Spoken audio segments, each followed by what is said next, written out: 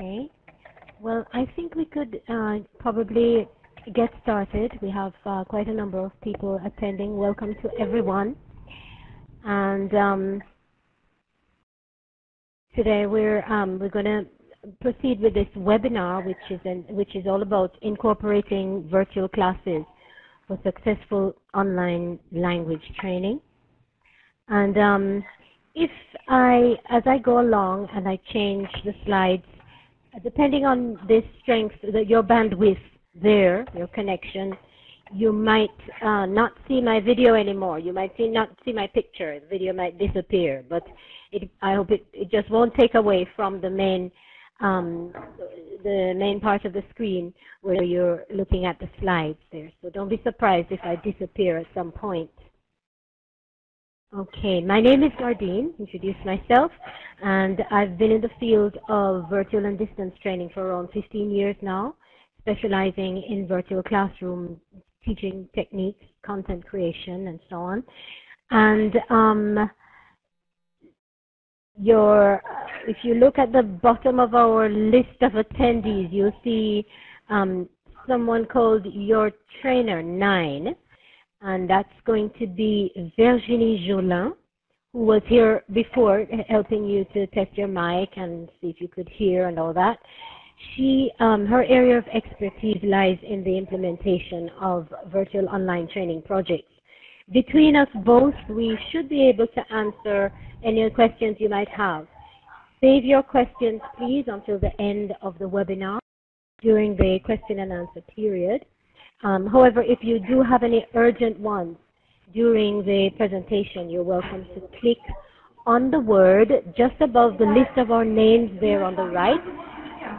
There is the word notes. If you click on notes, then you get a notepad and you can send in your questions if you have something to ask during the presentation, or even at the end during the question and answer period. If you're shy to speak, you shouldn't be. But if you're shy to speak, you can send in a written question.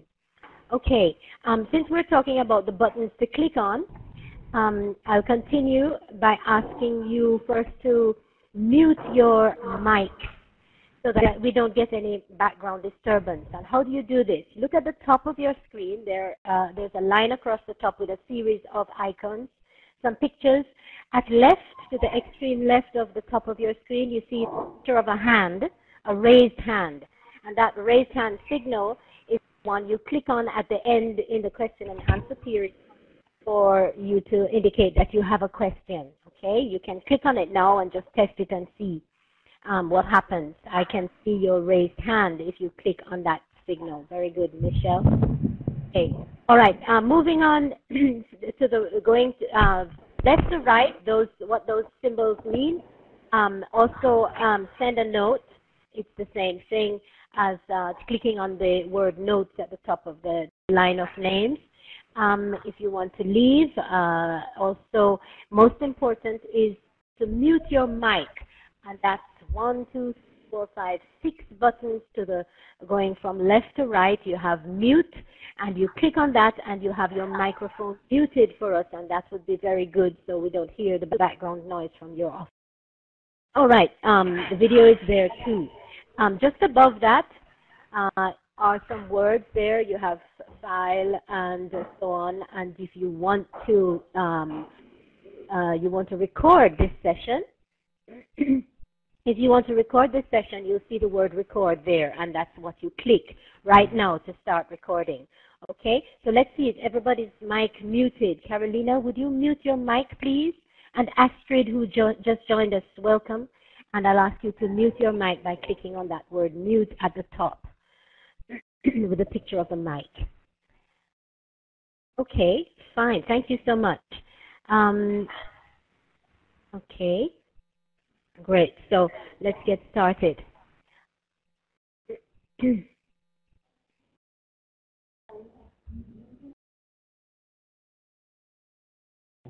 All right.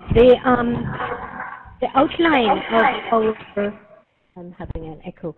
The outline of our webinar today. In today's webinar, we'll be highlighting the advantages of virtual classes identifying the learner profiles that are best suited to this delivery style, as well as the types of projects that most successfully use the virtual classroom. We'll also mention some of the keys that you'll need for the successful running of virtual classroom online training. And at the end, before the question and answer period, we've reserved 10 minutes, and that's optional for anyone who'd like to test out what it's like to be in a virtual classroom. Okay, I believe that there's a terrible echo. It could be because someone has not got their mics muted. Okay, let me just do this. Hang on.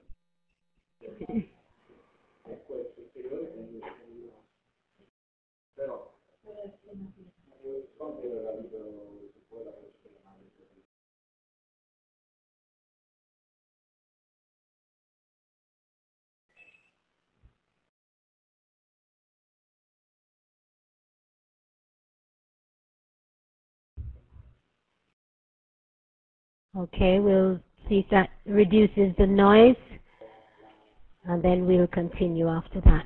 Okay, great. I think that should help. Daniela, would you like to just mute your mic, please, so that your background noise doesn't come through? I can hear talking. And you can do that by clicking on the word mute. You see at the top of your screen a mic with mute written at below it. Just make one click on that, and your mic will be muted. You'll close your mic so we can't hear what's going on in the background.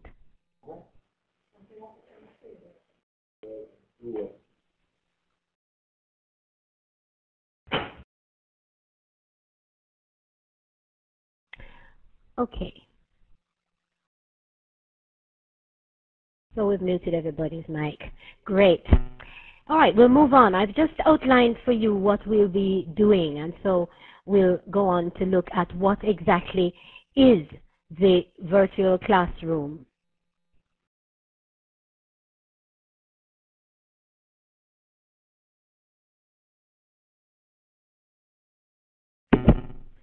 I'm trying to get my my next slide up and running. Would you like to give me the presenter right? I'll just take it back. Okay. All right. Few hitches there, nothing to worry about. What is a virtual classroom? So I hope everybody can see the screen, and we move on. To be a little more specific about what we describe as the virtual classroom, I'll say that it is a synchronous training tool. And what's that? It means simply that the virtual class pools together all the resources or all the learning tools that are employed normally in the traditional setting. There's both written and oral communication, even over the distance. A variety of applications can be shared. You can make use of quizzes and surveys just the same, with rapid results coming back and going out. Even work groups and breakout sessions can be organized, and they're much more conveniently done in the virtual space. The virtual class is really a novel approach in itself. Of course, if you need to go a little deeper into research to see some more of what that is about, you can Google terms such as live class, virtual classroom, online class, and they're often used to describe the same virtual setting.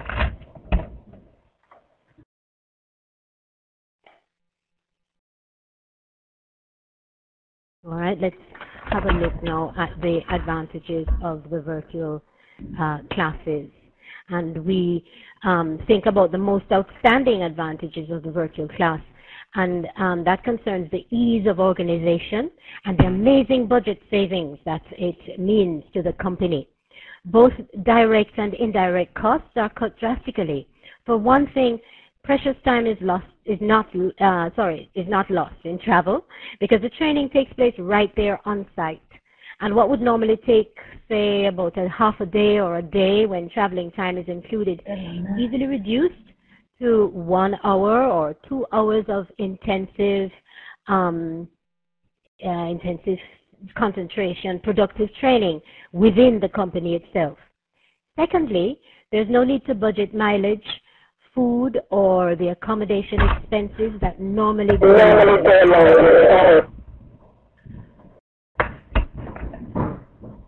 Okay, could you please mute your mic, everyone? All right. Good. Okay, so we're keeping our mics muted so that there are no echoes coming back. All right, I've just done so. Thank you.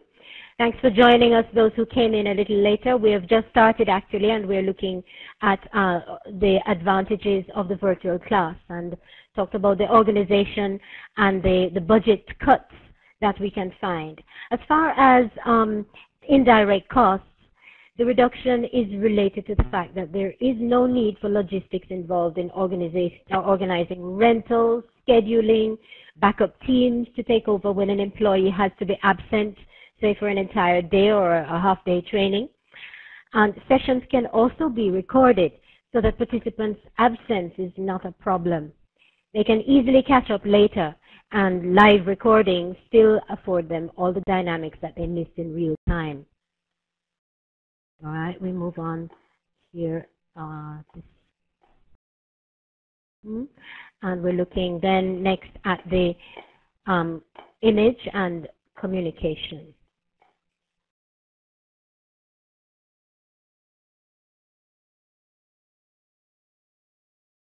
Okay. I would say then that yet another clear advantage of virtual classes is that it presents an image of a company that's innovative and avant-garde, if you want to use a French term.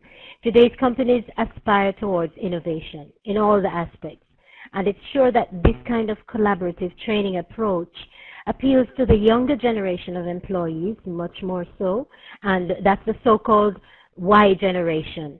And you can see the appeal today of video games, cell phones, in everyday life. So why not include training methods if it will capture their attention effectively? Sustainable development also, that's another point. It's a growing concern. And it's a growing concern worldwide, but also more specifically the European community or the European Union has set one of its goals as that of implementing sustainable development strategies in every area. Companies that strive to communicate their awareness and involvement in this concern choose virtual training as a current work practice, and that helps to conserve resources, for example, reduce waste, and also operate in a more economical way all around. As far as learning, what are the advantages? Let's look at these advantages, and we can see, first of all, maximum concentration. I can talk about that because from my own experience as a trainer, moving from the traditional setting to the virtual setting 15 years ago, I was immediately impacted by the obvious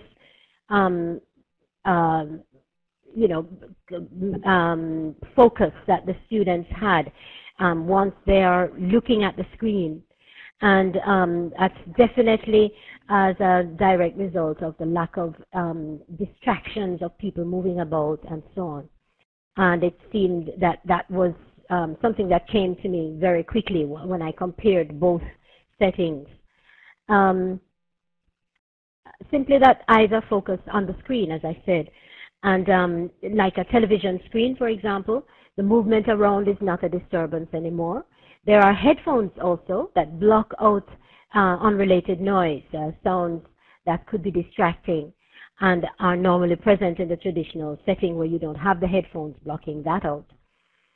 It's well known also that when all the senses are engaged, memorization is heightened.